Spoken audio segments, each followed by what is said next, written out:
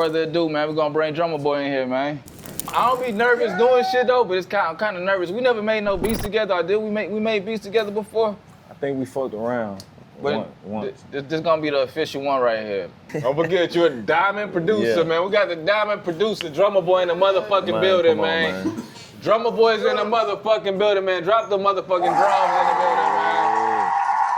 He's like a real OG to me, so it'd be kind of like everything that I be doing. It'd be kind of like to damn near show y'all type shit though, what we done, you know what I'm saying? So it's, matter of fact, I was just in the studio with Metro too. We were just talking about you though, because it was the sound that you used from that white girl beat, the little sound, the rise. Yeah, the little rise and shit though. He was trying to do the Drumma Boy shit. Matter of fact, it sound like a Drumma Boy beat though. You know what I'm saying? Yeah. Like, I don't know. We stay paying homage to you though. Like you like one of the OGs to us. You be always just showing love. You always like just. I don't know, it's always been over arms with you though, you know what I'm saying? That shit a blessing, man. This shit like hooping, you know what I'm saying? And to be able to, you know, see so many motherfuckers like take to what a nigga was doing. You know what I'm saying? Cause for real, like this shit was a way out and a way to make and enhance our families. Mm-hmm. You know what I'm saying? And then I learned how to help niggas tell their story with this shit. You know what I'm saying? Yeah. Niggas was hooping and playing basketball and shit like. It wasn't too many niggas making beats, so to see the whole world making beats and, you know, niggas fucking with my shit like the moonwalk, it's like I feel like Michael Jackson, nigga, like, you know what I'm saying? I created the moonwalk or some shit. I'm telling you, bro. Man, it's a blessing to see so many niggas making beats. You know what I'm saying? FL gang, MPC gang, we finna collage this shit, my nigga. For sure. Just start from the beginning though, like where you from, brother? Memphis, Tennessee, come on, man. We reppin'. You know what I'm saying? B-A-Z, Black Haven. South Memphis, you know what I'm saying? And then, man, we rep the whole city. I'm north, I'm east, I'm everywhere. So by the time I was on and making beats, Gangsta Boo around this motherfucker popping out telling everybody about me. You know what I'm saying? And I already had buku shit with Yo Gotti and Tila and Scarface, you know what I'm saying? So, I like to go to the way origins though, like where'd you start making music from? And then from that point, how did it get into like making beats though? From the get-go, from the church. But my pops played in the orchestra. So it was like I'd be at a lot of his rehearsals and performances and whatnot. And it got to a point where nigga, I could tell the difference between a viola and a violin. I can tell the difference between a trombone and a tuba. You know what I mean? Could you play them?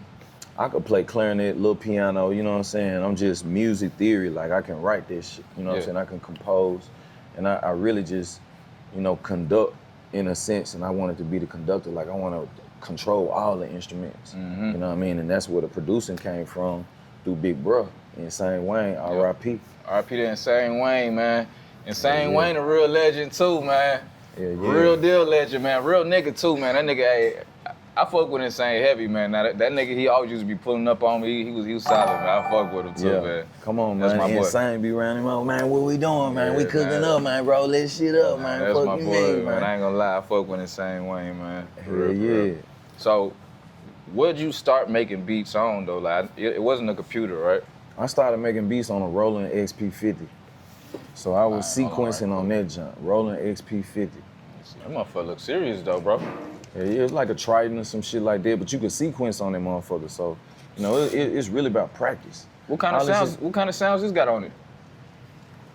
All the typical Roland shit, horns, leads, basses, strings, keys. Roland would always give you a collective of sounds. So this still a good keyboard right now. Oh hell yeah, it's some sounds in there, motherfucker. It was just the drums. Yeah. Oh, you was doing the drums out here too? They would have shit like bossa nova, salsa, this and that. They would have like preset drums in there, but then you could like they had the one shots in there too. Oh, so you can just make you ain't have to go by their beat. You can make your own beat and shit though. Basically. Yeah. So that shit was dope. So from that. I added to that with an MPC because my brother was always like, man, nigga, your drum what hit MPC? hard. Which one? MPC 2000. Let's see. And then I graduated to the XL, but that was the first one right there.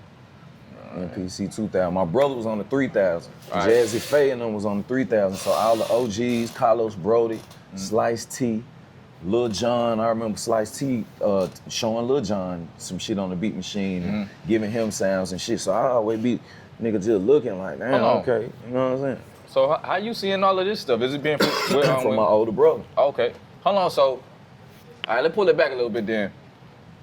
How was Insane plugged in like this? Like how he got so plugged in? So my brother was like a barber, and he was cutting hair for 3-6 Mafia, Ball and G. That nigga was like one of the top barbers in the city. Yeah. So he was already playing keys and playing drums in the church. He came up playing the drums and the keys. So he was playing in the church, and he was doing a lot of the keys for 3-6 Mafia and shit like that, but that nigga was always making beats. So him and Slice T started, you know, linking and doing shit, cooking up. Carlos Brody, you know, that nigga was a, Slice T was like our Dr. Dre in Memphis. Okay. That's where we got the crispiness and certain sounds and keeping shit where it is peaking, but it ain't distorting. You know what I mean? All that type of shit, man. Stay in the yellow, man. You know what I'm saying? If you get you a little red, you straight, but you get you 2 or 3 reds, you distorting, you know what I mean? So it'll be that little shit just as far as tweaking, mixing and shit like that. Yeah. And then I'm merging the theory with the street shit, So with you merging what the you church learned, and you merging what you learned from with your pops with the orchestra, like you said, in the church, and what your brother doing and stuff too. yeah, that's why I always call this shit gumbo. Then we the home of the blues. So everywhere you go, you come through the airport, you go downtown, you on Bill Street, you know what I mean? And then country right up the street. You know what I'm saying? Then you got bluegrass and all this other stuff. You hearing so much music, and it's like, it's always something just in my head. It's like, as a producer, because as a beat maker, you just making the beat. As a producer, you gotta be able to deliver everything to do with the music. So sometimes it could be on the engineer, but sometimes it be on you. The engineer might lose the session. You got $1 million on the table, and the engineer can't find a session. Yep. It's buku artists that be like, man, can you send me that session? I ain't got the session. Like, how you don't have a hard drive? So it'll be all the other little shit that I've learned from the business. And then shout out to Wendy Day. Wendy Day was doing these free workshops at University of Memphis, giving a nigga the game on publishing. Wendy from is she from Memphis? She wasn't from Memphis, but she was living in Memphis during this time. So this like, I'm on the way to college at University of Memphis, and she doing these workshops and whatnot, and I'm learning how to copyright my beats. That's the one thing us as producers, we don't copyright our music quick enough, and then we quick to email that shit all around and send that shit. It's the cheapest thing you can do. Break it down though, cause I don't understand it either though still though, about the copyright. Like just copyright, like even if you make 100 beats or however many beats can fit on a joint, we used to put like 40, 50 beats on one CD and just call a CD something, copyright the whole CD. But what's for the $30. point? What's the point of the copyright though? I'm asking. The point is like if a nigga run off or steal or say, man, I did that beat, or man, I made that shit, woo, woo, woo. You know what I'm saying? You got the proof. A lot of times, you know, having the files and having the showing the date you made it and all of the actual record file, that shit stand up too. But you want to have it copyright. Just an extra layer of protection. Absolutely. It's like owning your master. Okay. Yeah, you know what I'm saying? It's like insurance on your whip. You know what I mean? So if some shit do go down, nigga, I'm protected at all costs. You know what I'm saying? I'm covered. You know what I mean? So that took me to another level, and people respected that. Yeah. To where, hey man, I ain't finna fuck with Drum. Hey, I ain't, you know what I mean? And we had management and woo. Get to it, you know what I'm saying? Or pop up where they need to pop up, and you know what I'm saying? So, you know, you wanna have all things in place as far as management, entertainment attorneys. Yeah. You ain't always gotta be the pit bull. You can let your attorney be the pit bull. Yeah, nah, for sure. You know what I mean? So all those things allow me to, you know, not only see 50% because we creating anything from scratch on a lot of my biggest hits, but, you know, seeing them residuals, seeing them royalties, seeing those mechanicals, seeing that sound exchange. Yeah, you know but I mean, I think even like back then though too, like I think all this breaking down these percentages shit that's something new. That's some new shit, man. Yeah. Like all this we got down, this person doing this, and you know what I'm saying. But like all this the loop shit to be specific though. But like ooh, them loops. That's a whole nother conversation. I fuck with the loop makers. I fuck with sound design and shit like that. But it get tricky, especially when niggas don't have PRO. So if you working with loop makers and they don't have PRO, you gotta have a system where you just buying them niggas out. Like, look, every beat I sell, I got you $100, or I got you $50, or whatever. I never thought about that though. That's a good idea to just buy out the loops and shit though. Yeah, like whatever, woo. I'ma just buy you out. I'ma cash you when I cash. I might sell the beat for $500, sell it for $1,000. You know what I'm saying, or whatever. On up. Damn, I ain't gonna lie. That's a good idea though, just to buy the loops out straight. Yeah, especially if you ain't got no PRO. It's dudes from Germany and Sweden and London and all over the place. Like, man, I just want to work with you. They just want to get that placement and get that You know what I mean? But at the same time, I'm still teaching them their business. Yeah. And trying to take a nigga to the next level. Yeah. They hard-headed, though. You know how the business is, though, too. You know, niggas gotta bump their head theyself, though, man. Oh, yeah. Them niggas, especially these new niggas, man. These new niggas think they know it all, bro. I just say, hey, you know. They gonna learn shit. But that's their brotherhood. Like, I wouldn't be where I'm at if I ain't had that big brother. You know what I mean? So I always have been that and know how to reciprocate that energy some kind of way. That's just like pulling up on you, like, oh, you need me, nigga? I got you. Nah, for sure. Cannon call me, nigga, I'm pull up TMRO, I got you. Like, bro, this something I really do. Mm-hmm. You know what I'm saying? It ain't about no money. It ain't no, if I fuck with you, my dog, I fuck with you, bro. So it's how it's supposed to be, though. It's how it's supposed to be. So listen, your very first, what you felt like was a real placement, what was that? Standing ovation. Even, I ain't even gonna lie.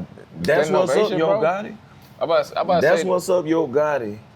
And the way that shit moved my city in Memphis, when you see me shout it, pop your collar, then you holler, that's what's up. What up, mama? Hey, what up, drummer? Hey. Like, shit, that's one of them motherfuckers like, just, man, okay, just to make your city proud, nigga, ain't no feeling like that.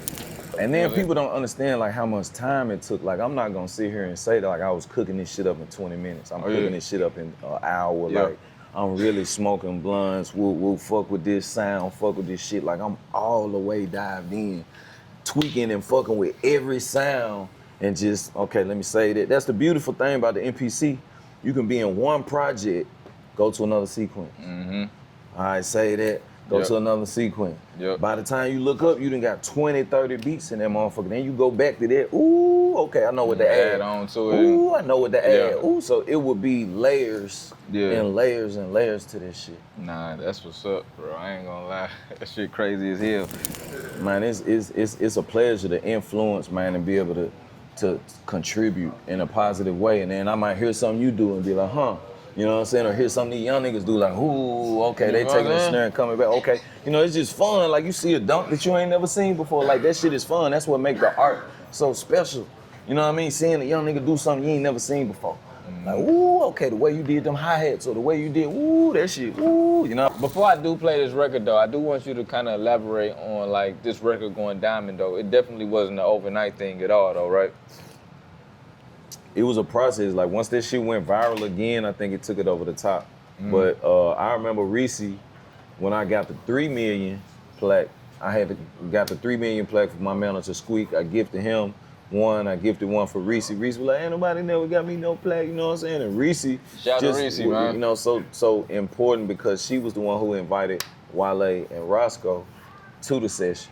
You know what I'm saying? And was like, man, y'all gotta come. And it was a celebration. Gucci had just got out. You know what I'm saying? So it was really like a party. Yeah. You know what I'm saying? And I had my beat machine set up in the B room. Yeah. You know what I mean? But in the A room, Guwap, he coming home like, you gotta have a beat pack ready. You know what I'm saying? I already know. Wap was different with was y'all Patchwork? I was the first nigga in that motherfucker. Y'all was at Patchwork? Yeah, it was at Patchwork. And I know I got me 30 minutes. I shoot over to the B room, cook up no hands, nigga, in literally like 10, 15 minutes. What you was working on, bro? Shit, the Roland, the MPC 4000, and the V-Sim. You know so hold on, what was your setup at though? Cause I know you ain't moving. I mean, that shit, you know how small it is, but nigga, it's like 50, 60 people in that motherfucker. I'm talking about booty ass on the keyboards and shit, nigga. You got them reaching over shit trying to cook up, but wasn't nobody really paying attention. Everybody just popping bottles, smoking. Turn, you know what I'm saying? It was a celebration, bro. It was a party. You know what I mean? So I'm cooking the beat up low, and literally once I got that shit, only nigga I see really paying attention like that was Roscoe, bro. Hold on. Roscoe is, hey, and man. I told Roscoe, shout out to Roscoe. Hey, Roscoe, that nigga, hey. Hey, that nigga, shout out to Roscoe, man. Cause I'm cooking up for Walker. This Gucci session, Gucci paid for everything. Walker, his artist. He got hard in the paint already. Same thing I told these niggas, like, bro, you got the hard shit, you got the gangster shit. Let me give you something for the females. You know what I mean? Same thing I told Ply, same thing I tell everybody this shit. You know what I mean? And bam, I see Roscoe goddamn, the only nigga paying attention. I'm like, oh, I'm going to the booth. He like, I'm like, yeah, you nigga, go, you know what I'm saying? And bro, niggas, soon as he opened his mouth and said that motherfucking Girl, drop it to the floor. I love the way your booty go. Everybody fucking started partying and dancing. Like, that shit just exploded. Bro, I ain't even gonna lie to you. And I can't even speak on it though. Well, I was like, nigga, I gotta get on them motherfuckers. Like, you know what I'm saying? Roscoe, hey, listen. In them team, cause he looking at what's Roscoe going on. about to have another run, bro. I'm telling you, history repeat itself. He is about to have another crazy run. I got a whole project on Roscoe. We got some crazy shit. Right, Roscoe about to have another run, man. One of those legendary ones. Though, man. Oh yeah, and a nigga can sing for real. He you know what I'm saying? He was stuck in like a just some basic shit. Bro, like I was like, bro, you tripping. Like this next project, we got some shit.